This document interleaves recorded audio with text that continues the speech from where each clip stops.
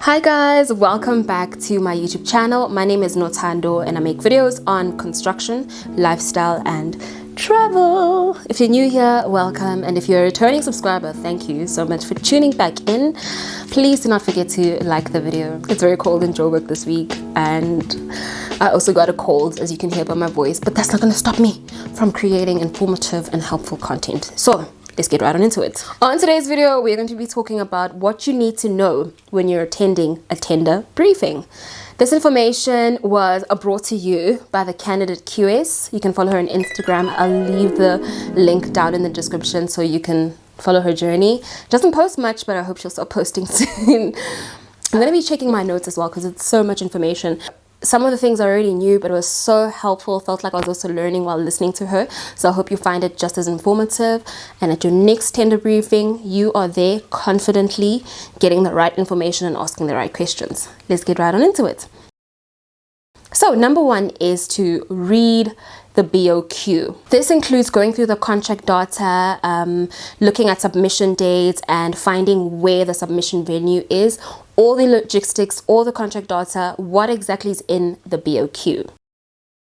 Break down the BOQ. This means you now start looking, if it depends on what the project is obviously, but you start looking for subcontractors that you might need for the specific job. You start getting quotes for labor only, you start getting quotes for machinery, you start getting quotes for all the parts of the BOQ that you're going to need in the future. So break down the BOQ into the different trades and start sourcing out information and quotes from people that you might need to work on the specific project. Get the P&GS done immediately. This also means finding out information about what's included. Ask questions such as, is electricity included? Is water included? Get quotes for your containers. Get quotes for your office space, which you might need. Maybe you need to like rent a house. Get your P&GS done immediately.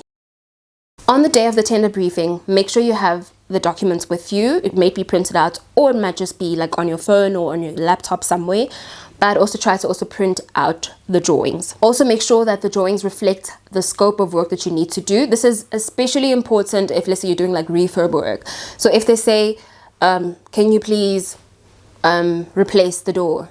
Ask questions. What does replacing the door entail? Does it mean that I need to unscrew certain 825,000 screws? I hate that I do this. I'm so sorry. I need to be a bit more professional.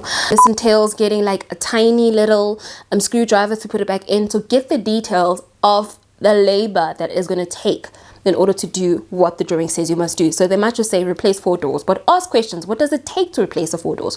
So that you can cover all the costs around taking the door out and putting the door back in. This just means understanding exactly the work that's going to be required of you. Like understand the details that go into doing the work. So it's easy to look at the drawing and you see that they say replace 4 doors, but replacing those doors might be so difficult. It might be a super heavy door that requires like 6 laborers to like hold it together and stuff like that. So understand the scope of work and the detail of the work so that you have your labor costs and have everything covered pretty much. Check out the site layouts. Look at your lay down areas, where you're going to put your container, where you're going to put your offices if you're going to need office there. Do they have storage facilities?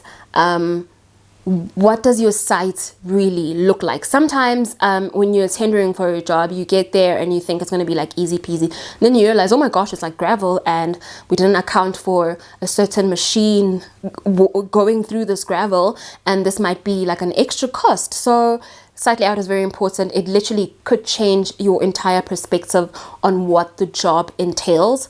So take a very, very, very like close look and pay attention to the site layouts and how everything is going to work out. You might not even have enough space for your site office, security, fencing. What do you really need looking at the sites? And also take pictures. Make sure that the small stuff is really cleared out, like the dumbest questions that you can think of, like is water provided, is electricity provided, what are we going to need if we set up on this site, so that you cover it in all the costs that you're going to put into this tender.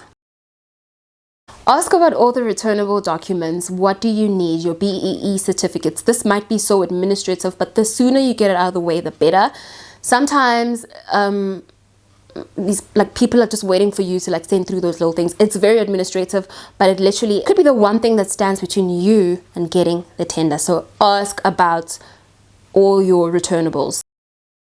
When it comes to functionality, make sure you read the tender requirements carefully and make sure that the people that you put to be on that specific tender have the appropriate or right qualifications. Sometimes you get ruled out because they said they wanted somebody with 10 years experience and you put somebody with like 8 years experience, and that disqualifies you from it. So make sure you put the right people for the right work, with the right qualifications and the right professional registrations, because that literally can stand between you and getting the tender. Have a company organogram that you put together in order for you to see properly, and also match that with what the scope of the tender requirements are. Ask for reference letters from your previous clients. I mean, as much as you can say, I worked at A, B, C, and D, it's so much nicer, or it stands out better and gives a clearer understanding to your new client what type of contractor you are, what it's like working with you. So when you're done with the job, ask for a reference letter from the clients you've worked with. Obviously it needs to be a good and positive one, instead of just like having them say project completion, you did the job, you're done. So ask them to like write down a reference letter. After the briefing, make sure you break down the components to their tiniest trades. So as a quantity surveyor, I have now thought of it as that way. Being a quantity surveyor is like undoing a salad. So everything is like mixed together in one bowl, and you as a QS need to like unpack the salad, put the corn with the corn, the couscous with the couscous, the lettuce with the lettuce, the spinach with the spinach, whatever your salad entails of. So when you're done there, try to group your stuff in their different cost codes as soon as possible and as clearly as possible. This helps you with the job as it gets going, and it helps anybody else who looks at the information that you've now gathered after the tender briefing know exactly what this whole project entails of and what the details of it are. So try group it as clean and in detail as possible. Take pictures. I don't know if I said this. Take pictures. This helps you remember what was happening where. Take pictures. Maybe you might not see things while you're there, but like take a video, take pictures. When you're looking at them, you'll have like a better way to remember. And if you, let's say, you need to give it to your line manager, show them, okay, this is what the site looks like, this is where we can do that, this is how this looks, this is how it's going to work. You might even start picking up issues in the future. It's okay, no, so I saw the site and I don't think what they want us to do might work because there's this and that, and we need to take this equipment up the slope, and the slope is a bit gravelly, and we know that this equipment might break as it goes up the slope. So maybe while it's still early, we can request that they fix this and that. So yeah, take pictures for clarity and a clear understanding of what's happening on site. It's hard to explain and sometimes you might forget, so having pictures is a great visual aid and helps with you remembering exactly, or remembering and maybe picking up things that you might forget as soon as you leave the site. Don't trust your brain, don't trust your memory. Also takes note of specialized equipment that might be required. So if you know that maybe they're going to want like a hydraulic drill, maybe they're going to want like a hydraulic drill versus an electronic one, and storing this, and you thought maybe this one you can store and it can be rained on, but this one requires you to put it in a waterproof space. Take note of such things, because those can be extra costs, or it might be like a problem that you'll be faced with later on.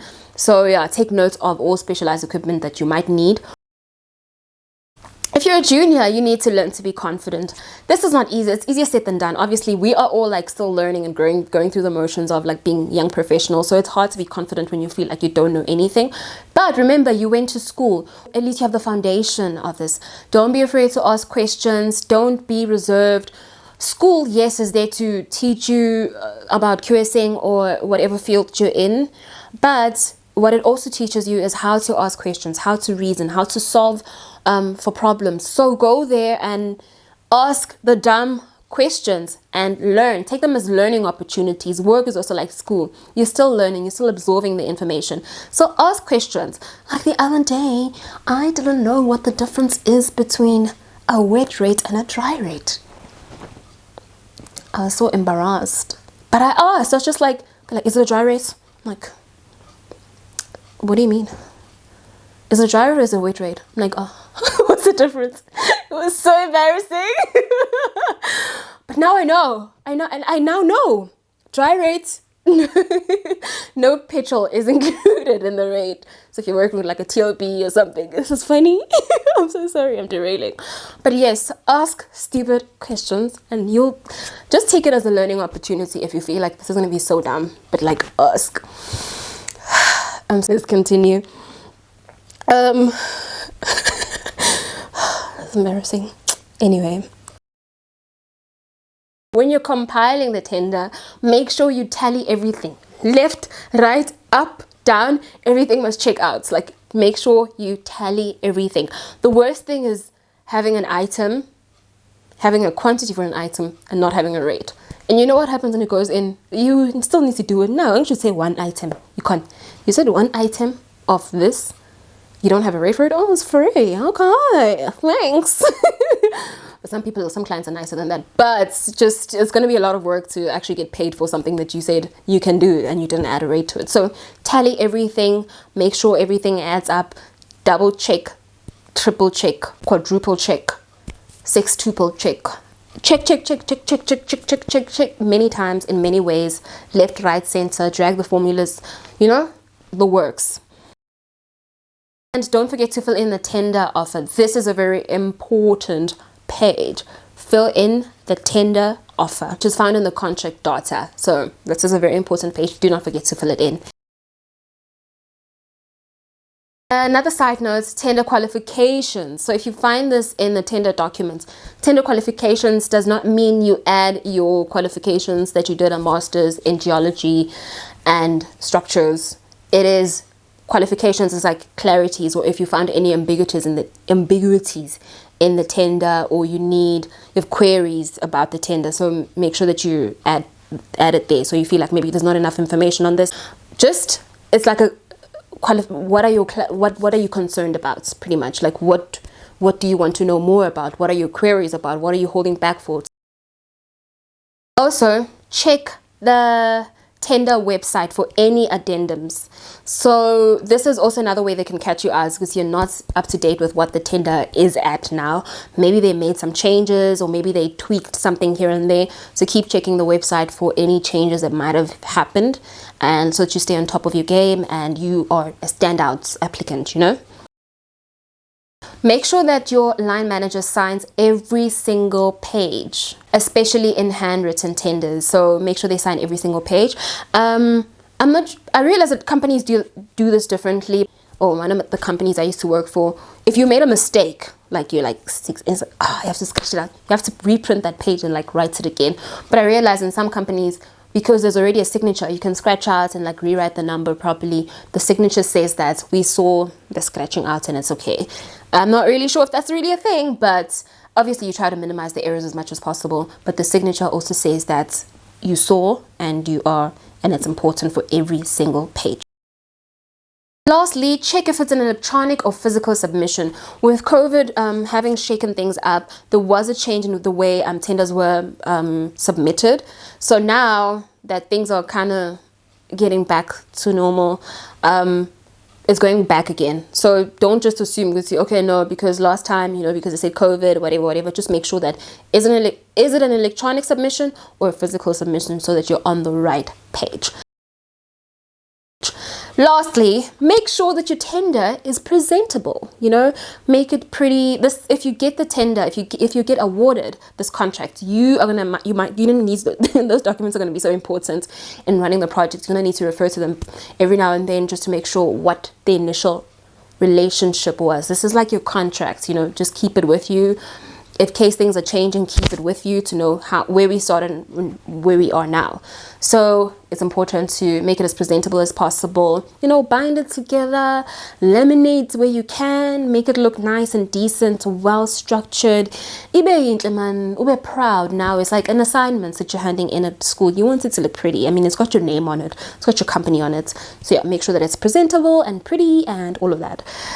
So yeah, oh guys, I hope you found this insightful. I literally learned a lot just having this phone call with the candidate QAs. Please do not forget to follow her as well.